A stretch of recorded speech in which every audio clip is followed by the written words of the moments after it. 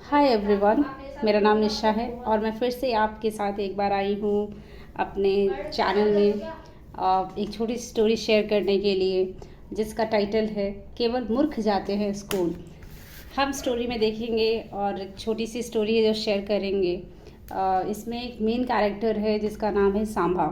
सांभा कभी भी स्कूल नहीं जाना चाहता, कभी भी नहीं। वह सोचता है कि स्कूल मूर्ख लोग ही जाते हैं। एक दिन अध्यापिका उसे स्कूल ले जाती है। वह मन ही मन बहुत खुश होता है, पर क्या वह अगले दिन स्कूल जाना चाहता है, चाहेगा, जाएगा या नहीं जाएगा? इस स्टोरी में हम यही देखेंगे और किस तरीके से एक बच्चे के अंदर हम इस स्टोरी में यही देखेंगे कि किस तरीके से स्टोरी के से बताया जा रहा है कि बच्चे स्कूल जाने के लिए नहीं पसंद करते हैं, पर वहाँ पे ऐसी क्या चीज़ें होती है जो उनको अट्रैक्ट कर सकती है स्कूल में ले जाने के लिए या वहाँ रिटेन करने के लिए। रोज़ रोज़ वो स्कूल जाना चाहे, कुछ सीखना चाहे और अपनी लाइफ में आगे बढ़ना चाहे।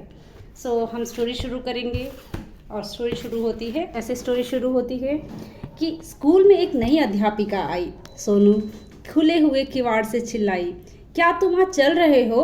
नहीं, सांभा अपनी खटिया पर पड़े पड़े बुदबुदाया। उसका स्कूल जाने का इरादा नहीं था, कभी भी नहीं। मूर्ख, सांभा बुदबुदाया और बिस्तर पर सिमट गया। स्कूल में बच्चों ने अक्षर और पहाड़े दोहराए।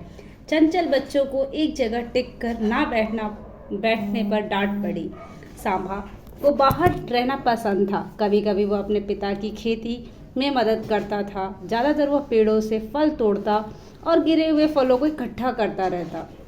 कभी पक्षियों को देखता, कभी नहरों से मछलियाँ पकड़ता या फिर दीमक की बाम्बियों या शहद के छत्तों पर नज़र रखता। पर वह नई अध्यापिका के बारे में काफ़ी उत्सुक था। वह कल्पना करने लगा कि अध्यापिका बस से उतरी और पूरे 2 किलोमीटर पैदल चलकर स्कूल तक पहुंच रही हैं। पहले तारकोल वाली सड़क पर, फिर मिट्टी वाली कच्ची पगडंडियों पर जो कभी ऊपर कभी नीचे और कभी गोल मोल चलती है। झाड़ियाँ और कांटे उनके कपड़ों में अटक रहे हैं। छोटे छोटे जीव जंतु उनके पैरों के आसपास गुजर रहे हैं। तभी एक सांप उनके सामने से गुजरा। अध्यापिका जोर से चिल्लाई और जिस रास्ते वो आई उसी रास्ते वो भाग गई। सांभा मुंह दबाकर हंसा। सांभाजी भी से सांभा सावधानी से सीधे होकर बैठ गया। तुम मेरे साथ स्कूल चल रहे हो? दरवाजे पर एक खड़ी महिला ने कहा। उन्होंने पीले रंग की साड़ी पहनी हुई थी और उनकी आंखों में चमक थी। सांभा की बाँह पकड़कर सुनीता दीदी अपने घर से बाहर ले आई और स्कूल तक ले गई। तुमने नाश्ता किया? उन्होंने पूछा। सांभा के पेट में गुड़गुड़ की आवाज़ आई। उसके पेट में चूहे दौड़ रहे थे। सांभा बहुत छोटा था जब उसकी आई गुजर गई। बाबा शायद ही कभी घर पर रहते थे। चलते चलते सांभा को अपने दोस्त रहीम दिखाई दिया। वह भी स्कूल नहीं गया था, पेड़ के पीछे छुपा हुआ था। सांभा हिरन की आवाज़ में तेजी से खांसा, रहीम को इशारे से बताने के लिए कि अध्यापिका उसकी तरफ आ रही है। रहीम चुपके से रेंगकर खेतों के बीच जा छुपा। रहीम बिल्ली की तरह मिमी आया। सांभा उसका इशारा समझ गया। वो जानता था कि रहीम क्या कहना चाहता है। बहुत बुरा हुआ जो तुम पकड़े गए। स्कूल पहुंचकर सांभा जल्दी से पंप पर नहाया और सुनीता दीदी ने उसे पहनने के लिए नई वर्दी दी। उन्होंने अपने टिफ़िन से रोटी और उसल खाने को दिए। सांभा जल्दी से सारा खाना खा गया। क्लास में उसे सोनू दिखाई दी। सांभा जाकर उसके बगल में बैठ गया। गणित की पढ़ाई शुरू हुई। बच्चों ने 4 के समूह बनाए। टीचर ने अलमारी से खेलने वाले ताश के पत्तों का एक पैकेट निकाला। क्या ये कल वाला खेल ही है दीदी? बच्चों ने पूछा। हाँ, उन्होंने जवाब दिया। हमें दोबारा अभ्यास करना होगा। सांभा का मुंह खुला रह गया। क्या ये गणित का पाठ था? दीदी ने प्रत्येक समूह को कार्ड यानी पत्तों या चौक के टुकड़े का एक पैकेट दिया। सांभा ने अब पत्तों को बड़ी चतुराई से ऊपर नीचे किया। उसने मुस्कुराते हुए अपने बालों में हाथ फिराया और उन्हें सीधा किया। वो जैसे ही पत्ते बांटने को तैयार हुआ, तभी सुनीता दीदी ने उससे पत्ते ले लिए। उन्होंने पत्तों को बच्चों के समूह के बीच में रख दिया। हर बच्चा एक पत्ता उठाएगा और उसमें दिखाई देने वाले अंक को ज़मीन पर लिखेगा। फिर अगला पत्ता उठाएगा और उस अंक को पिछले अंक में जोड़ देगा। जो भी सबसे पहले 200 के जोड़ तक पहुंच जाएगा वही विजेता कहलाएगा।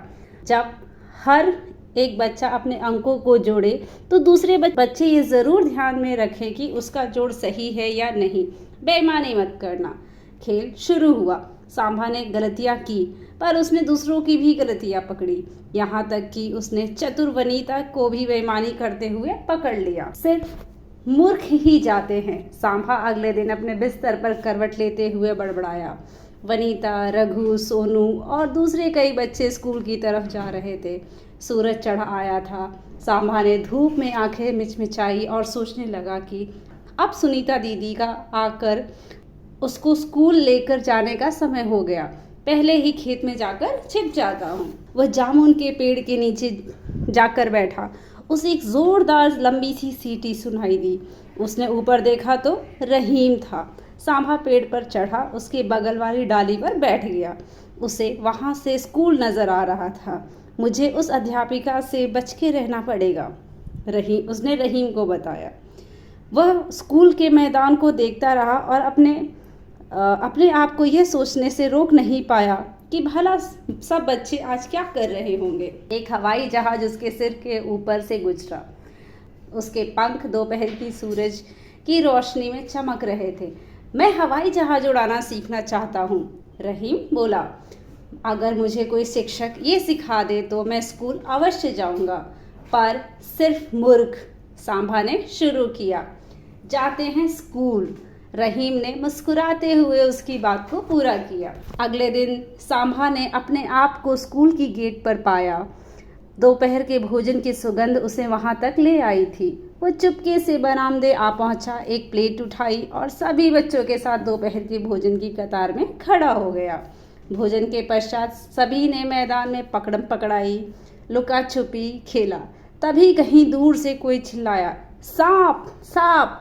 सांभा भागकर सबसे पहले वहां जा पहुंचा। ननेटी, उसने सांप का नाम लेते हुए कहा।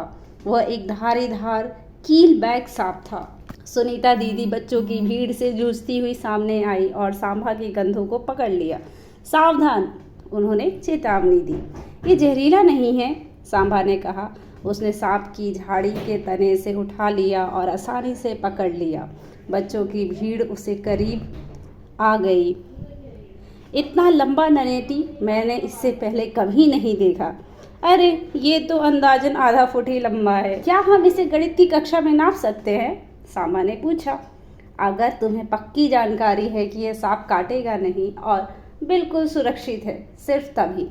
उसने सांप के सर को दीदी से थोड़ा दूर करके पकड़ा। दीदी ने सावधानी से सांप की पीठ पर अपनी उंगली रखी। उन्होंने सांभा पर विश्वास किया। हम सांप की लंबाई के साथ एक धागा या एक रस्सी को पकड़ेंगे, उन्होंने कहा। उनकी आवाज़ में दृढ़ता थी। लेकिन पाठ समाप्त होने पर हम इसे जाने देंगे, दीदी ने जोर देकर कहा। क्या हम एक घोरपड़ को भी नाप सकते हैं? सांभा ने पूछा। उसे मालूम था कि ये बड़ी छिपकलियाँ कहाँ धूप सेकती हैं। क्या हम रामू की पूंछ भी नाप सकते हैं? रघु ने आ भरते हुए पूछा। उसका स्कूल का पालतू कुत्ता देखने आ पहुंचा था कि आखिर सभी लोग एक डिब्बे को देखकर उतना क्यों उत्साहित हो रहे हैं। हम उन सभी चीज़ों को नाप सकते हैं जो हमें किसी भी प्रकार से खतरा ना पहुंचाए, सुनीता दीदी ने कहा। क्या एक टिड्डे को भी, या फिर एक बछड़े को? एकाएक सांभा को याद आया।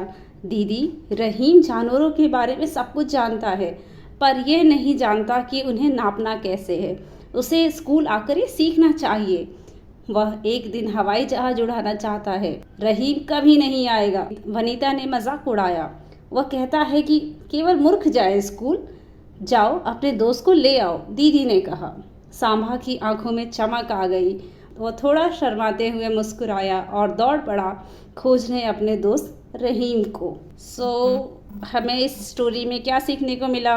नहीं, हमें ये जानने को मिला कि हमने जो स्टार्टिंग में क्वेश्चन किया, जो प्रश्न पूछे, क्या सांभा अगले दिन स्कूल जाएगा या नहीं, तो इस स्टोरी के एंड में हमें ये समझ में आ जाती हैं चीज़ें कि वो स्कूल से वो ऑलरेडी बहुत खुश था और उसके स्कूल जाने को वो काफ़ी मतलब उसका मन इतना खुश हुआ कि वो चाहता था कि रहीम भी स्कूल में आके पढ़े।